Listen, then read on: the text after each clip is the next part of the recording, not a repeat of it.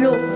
Si j'étais une cascade, je partirais loin. J'irais voir mon ami la rivière qui reste dans son coin. Elle m'emmènerait voir son père qui m'expliquerait pourquoi il était si loin de moi. Si j'étais la mer Méditerranée, calme ou agitée, j'enfermerais des trésors, peut-être même des dinosaures. Je transformerais les visages ou reflèterais les nuages. Si j'étais l'eau de la pluie, je ferais pousser les forêts, les fleurs, les légumes et les fruits. Et je glisserais entre les doigts de chaque maladroit.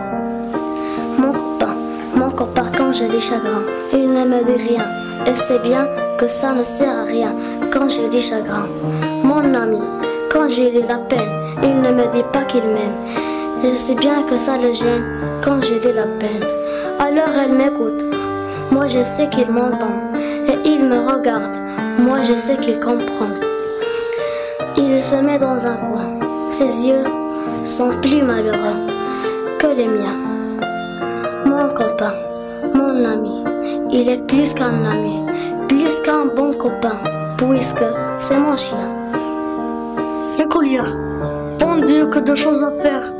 Enlève tes souliers crottés, pendant ton écharpe au vestiaire. Lave tes mains pour le goûter. Revois tes règles de grammaire. Ton problème est-il résolu? Et la carte de l'Angleterre. Dis, quand la dessinera-t-il? Aurais-je le temps de jouer à mes jeux préférés, de rêver assise par terre, devant mes châteaux de nuée? Bon Dieu, que de choses à faire. L'école de Maurice Carême, l'école était au bord du monde, l'école était au bord du temps. Au-dedans c'était plein de rondes, au dehors plein de pigeons blancs. On y racontait des histoires si merveilleuses qu'aujourd'hui, dès que je commence à y croire, je ne sais plus bien où j'en suis. Des fleurs y grimpaient aux fenêtres, comme on ne trouve nulle part. Et dans la cour gonflée de hêtres, il pleuvait de l'or en miroir. Sur les tableaux d'un noir profond, voguaient les contes majuscules. Au de l'aube au soir, nous glissions vers de nouvelles péninsules. L'école était au bord du monde, l'école était au bord du temps. Ah, que n'y suis-je encore dedans pour voir au dehors les colombes. La rose, par un matin d'hiver, un souvenir a effleuré ma vie. Celui d'une rose solitaire qui avait poussé ici, en un sacre, d'une seconde ou d'une heure. Je la fuirai de mon cœur, elle est ce reflet de nacre, elle s'était fanée sur la terre. Son souvenir s'était envolé, mais en ce matin d'hiver, elle a un parfum d'éternité. Conseil donné par une sorcière de Jean Tardieu. Retenez-vous de rire dans le petit matin. N'écoutez pas les arbres qui gardent les chemins. Ne dites votre nom à la terre endormie qu'après minuit sonné. À la neige, à la pluie, ne tendez pas la main. N'ouvrez votre fenêtre qu'aux petites planètes que vous connaissez bien. Confidence pour confidence, vous qui venez me consulter. Méfiance, méfiance, on ne sait pas ce qui peut arriver. Notre rivière est paisible, elle est douce et belle. Notre rivière pleure, rigole, elle est toute naturelle. Notre rivière glisse calmement, elle ne s'arrête jamais de couler, elle se coule tout doucement. Notre rivière chante mélodieusement, elle traverse le village, elle est belle éternellement. Notre rivière s'endort sage, elle part tout doucement. Notre rivière s'en va vers un autre village. L'étoile de l'espoir. Dans cette nuit noire brille l'étoile de l'espoir. Dans ce monde d'étoiles, représenté sur cette magnifique toile. Cet endroit qui est la constellation des étoiles montre un spectacle phénoménal. Une pluie d'étoiles filantes, toutes ardentes et brillantes. Par cette nuit d'un beau mois d'août, les habitants montrent leur doute, émerveillés par cette mer si tranquille. Le jour de la scène ténue. Ce fut une nuit blanche, un moment d'espérance. Soudain le ciel s'illumine à l'horizon, laissant part au soleil sur l'aiguillon. Le hérisson de Maurice Carême, bien que je sois très pacifique, ce que je pique et pique et pique, cela montait le hérisson. Je n'ai pas un seul compagnon, je suis pareil à un buisson, un tout petit buisson d'épines qui marcherait sur des chaussons. J'envie la top ma cousine, douce comme un gant de velours, émergeant soudain des labours. Il faut toujours que tu te plaignes, me reprocher la musaraigne. Certes, je sais me mettre en boule, ainsi qu'une grosse châtaigne. Mais c'est surtout lorsque je roule plein de piquants sous un buisson que je pique et repique. Moi qui suis si pacifique, se lamentait le hérisson. Ils sont fous ces poissons. On avait du poisson au passage. Cependant, ce sort de neige, on en avait du farfelu. Dans ces l'orgue, dans la rue, on raconte que certains poissons ont pris le train et l'avion, tandis que d'autres discutaient devant le banc du poissonnier. Mais le plus surprenant, c'est que certains poissons étaient accrochés au blouson ou au manteau des poissons. Le 1er avril, la vérité souvent ne tient qu'à un fil. Les deux scarabées de Maurice Carême. Un scarabée monte à la rue, un scarabée la descendait. Passez donc, monsieur, s'il vous plaît, puisque vous descendez la rue. Après vous, monsieur, s'il vous plaît, la remontée est plus ardue. Chacun tenant son chapeau gris, dans une main, compté de gris. Où les têtes les plus polies des scarabées et dans la ligne. S'était croisé à midi à minuit, madame la ligne. Les vit en course souriant, se parlant et se saluant. Chacun tenant son chapeau gris, dans une main, compté de gris. Le chat et l'oiseau de Jacques Prévert. Un village écoute désolé le chant d'un oiseau blessé. Et c'est le seul oiseau du village, et c'est le seul chat du village qui la moitié dévoré.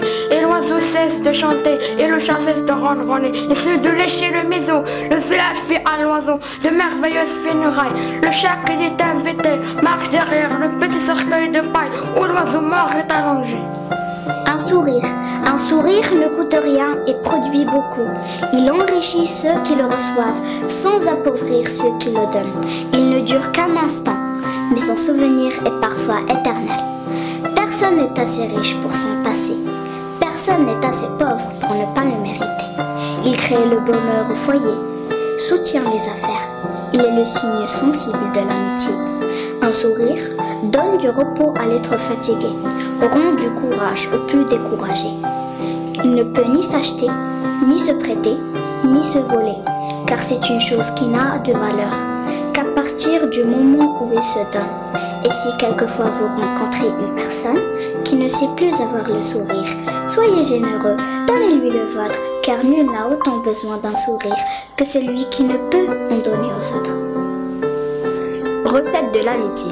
De la gentillesse, beaucoup de patience, une grande tendresse, une entière confiance, des discussions sans queue ni tête, rester soi-même, être honnête, partager ses joies, ses peines, comme si on se parlait à soi-même, donner de son temps, offrir son aide, la magie d'un sourire comme remède, ne pas juger, écouter, s'oublier soi-même, pour entendre, pour aider, se servir de son vécu pour conseiller, être présent dans les tempêtes comme dans les jours sans nuages.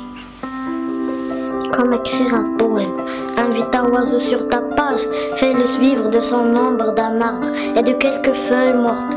Demande devant assis dans la marge, de souffler entre les lignes, de droite à gauche, de gauche à droite, qui l'entraîne dans une foule sarabande. Voyez les consonnes, virgules et points d'exclamation.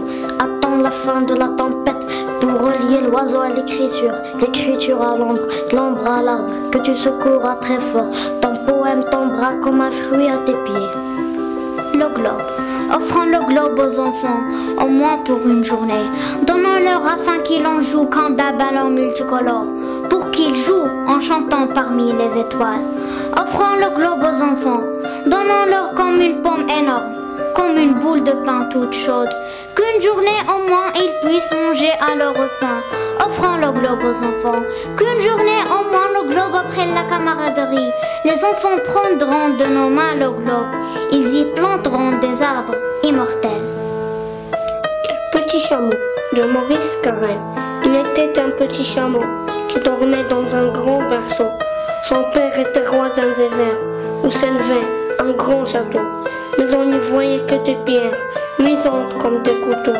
Le roi avait fait un grand verre, les rideaux jaunes du berceau, où il ainsi le tout petit chameau qui dormait dans le grand soleil, où il avait toujours trop chaud.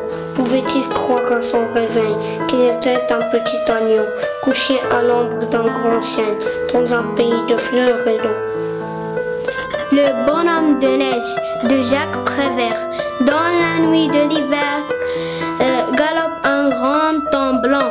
C'est un bonhomme de neige avec une pipe en bois.